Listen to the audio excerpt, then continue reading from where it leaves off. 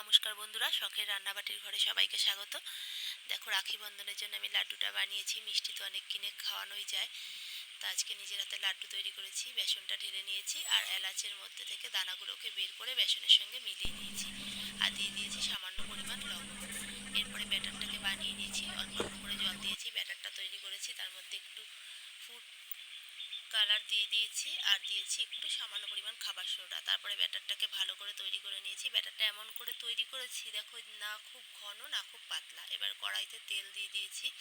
তেলটা গরম হয়ে গেলে পরে আমি ঝাঁঝরি গামলা নিয়েছি, তার মধ্যে ব্যাটারটাকে দিয়ে দিচ্ছি আর নাড়াচ্ছি। দেখো, বোঁদেগুলো তৈরি হয়ে যাচ্ছে। এইভাবে আমি বোঁদেগুলো সব তৈরি করে নিয়েছি।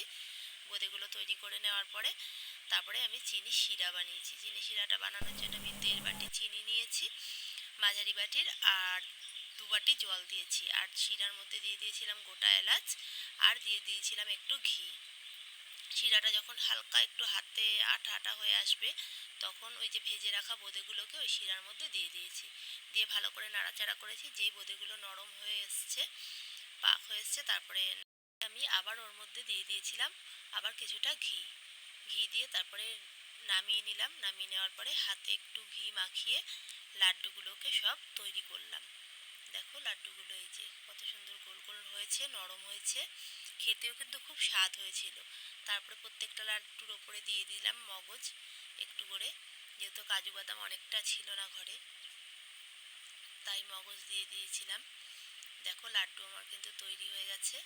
আমি ভাইদের জন্য লাড্ডু তৈরি করে নিয়েছি, তাই লাড্ডু তৈরির রেসিপিটা আমি তোমাদের সঙ্গে শেয়ার করলাম। ভিডিওটা তোমাদের কেমন লাগলো তোমরা অবশ্যই লাইক কমেন্ট করে আমাকে জানিও।